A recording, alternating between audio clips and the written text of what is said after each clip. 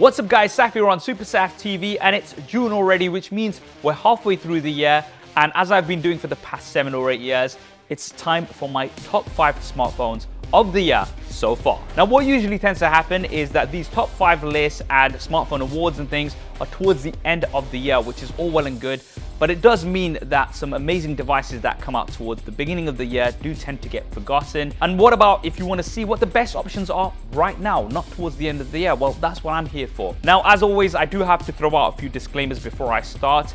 I have tested out a lot of smartphones this year, but I've not tested every single one. I'm just one guy. So there may be a smartphone that I've not tested, which you think should have made that list. That's absolutely fine. We can still be friends. Our list will be different. Drop your favorite picks down in the comments below. And maybe if enough of you want me to cover a particular smartphone that I haven't done, that might make my top 5 list towards the end of the year. And this list is in no particular order. I'm just giving you my personal top 5 favorites of 2024. And guess what hasn't come out yet in 2024? A new iPhone. So there will not be an iPhone in this top 5 list because a new one isn't out this year as yet. If you want to know what my favorite iPhone is, it is the iPhone 15 Pro Max. It made my top 5 list of 2023.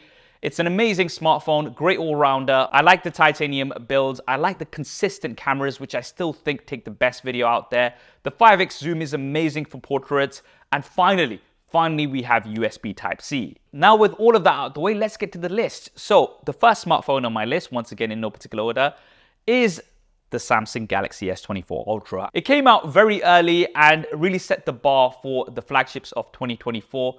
It's an amazing all-rounder. I like the new flat display now, so Samsung has got rid of the curves.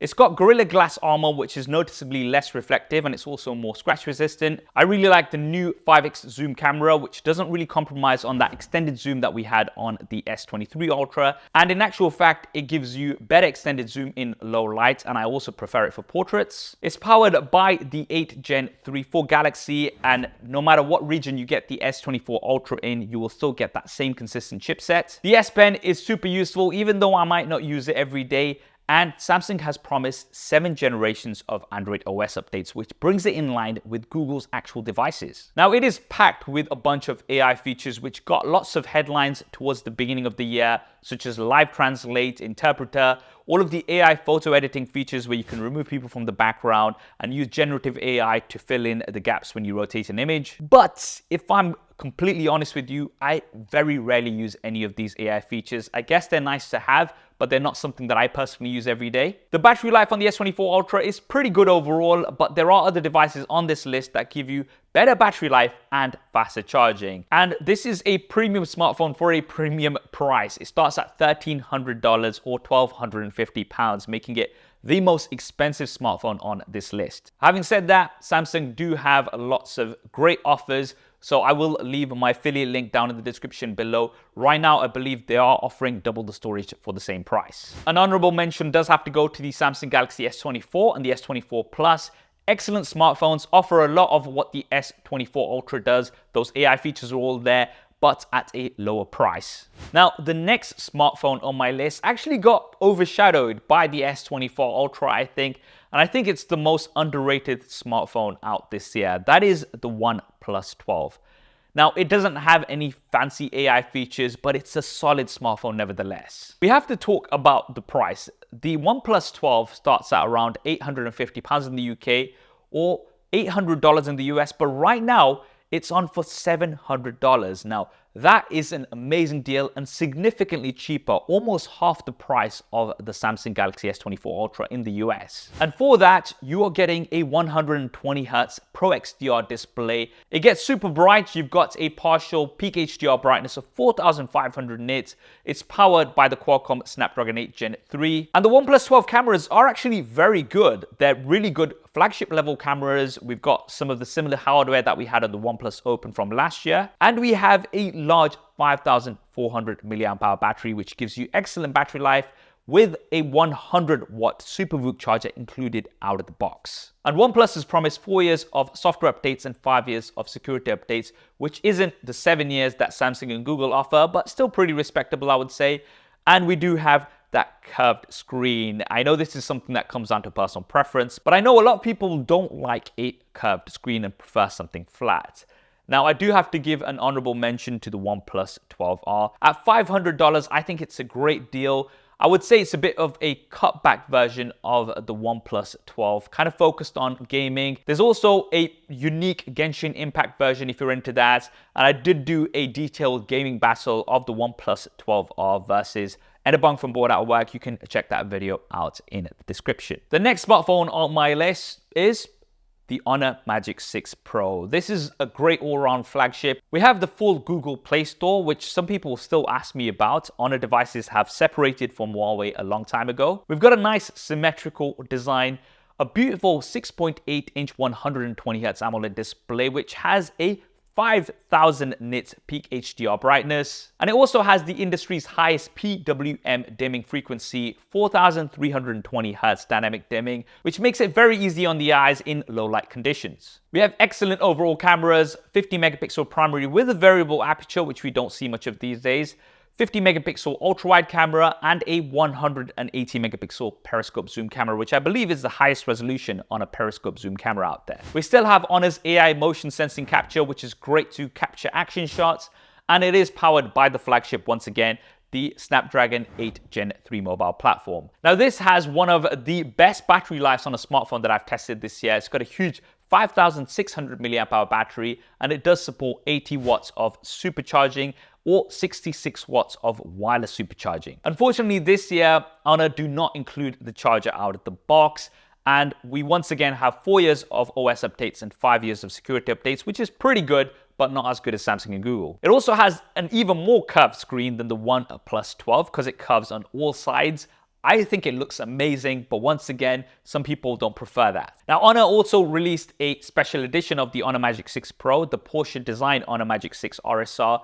This takes a lot of the features that we've got on the Honor Magic 6 Pro and puts them in a very sleek package. You've got an improved display, improved cameras with LiDAR, but that is £1,600. If you're after something special, you might want to consider that. Now, so far on my list, we've had some amazing flagships, but they do have flagship price tags. What if you are on a budget? Well, good news is the next two picks in my list are budget friendly. First up, the Nothing Phone 2A. This is one of the most unique looking smartphones you're going to find in this price range. It has a cut down version of the glyph interface that we saw on the Nothing Phone 1 and 2. And although some people might consider it a bit of a gimmick, you can't deny that it makes the device look very unique, especially with that transparent design. Now, unlike previous Nothing phones, it does have a plastic build, but when you look at this device from the front, it looks like a proper flagship. 6.7-inch AMOLED display, which is brighter than the Phone 1 and the Phone 2, and it has uniform bezels. The cameras won't compete with the previous devices in this list, but they're not bad at all. It's powered by the custom MediaTek Dimensity 7200 Pro chip, which is an okay chip for the mid-range, but it's definitely not geared towards gaming or anything. However, because of the software, the Nothing 2A actually feels very fast and smooth. And that's one big advantage, in my opinion, of Nothing OS. It's super clean and minimal. I really do like it, and Nothing do roll out lots of updates. It's got a 5,000 milliamp hour battery, which is actually bigger than previous Nothing versions, and it starts at £320 or $350. And I think that is a really good deal if you're after something that's quite unique and is going to do your day-to-day absolutely fine. But what if you're on a budget and you still want really good performance? Well, the last smartphone on my list, once again in no particular order, is the Poco F6. Now, this is one of the first devices that's powered by the 8S Gen 3 mobile platform. It's got LPDDR5X RAM with UFS 4.0 storage, a 120Hz AMOLED display, and it's actually very good for gaming for its price. It's got a 5,000 milliamp hour battery with 90 watts of turbocharging included out of the box. You're not going to have to get this separately. And all of that package is for around £340, which I think is a great deal. Now, once again, it does have a plastic build, which might not really even matter to you because most people use their smartphone in a case, and the F6 does come with a case out of the box. Now, the cameras aren't really going to blow you away or compete with some of the flagships that we mentioned earlier in this video, but some of those flagships are 3, maybe even up to 4 times the price of the Poco F6. So for me, this is an amazing deal, and that's why it's made my top 5 list. Now, before we conclude, there are some honorable mentions that almost made my top 5 list, but I think we do need to give them a shout out. The first is the Oppo Find X7 Ultra with its quad 50 megapixel camera setup, the 1-inch size sensor, and the world's first dual periscope telephoto camera. Now, the reason this didn't make my top 5 list is because it's not readily available in the West, like the UK and the US. Yes, you can get it imported in and from other retailers and things, but it's not officially available. And a similar reason why the Huawei Pura 70 Ultra didn't make my list either. We don't have the Google Play Store, which really makes it hard for me to recommend it as one of my top 5 picks. If you're after a gaming phone, the ROG Phone 8 Pro is an absolute beast. I also have to give an honorable mention to the Vivo X100 Pro, which technically came out in 2023, but it is a 2024 smartphone. It's an amazing flagship device, which I just have not had enough time to test. So those are my top 5 favorite smartphones of 2024 so far, with some honorable mentions. As I said towards the start of this video, guys, this list is going to be different to your list. That's absolutely fine. We can still be friends. Drop your favorites down in the comments below. And remember, we will be doing the top 5 list towards the end of the year, as well as the Super SaaS style collaboration, which you don't want to miss. So do subscribe and hit that bell icon if you haven't already. If you want to see my previous top 5 videos, they'll be linked here and here. We did a collaboration with Marquez last year, if you remember. I didn't get time to go over to the US to do that again, but maybe we'll do it again next year. I hope you enjoyed this video and found it useful. If you did, then do smash that like button for me. Thanks for watching. This is Saf on Super Saf TV. I'll see you next time.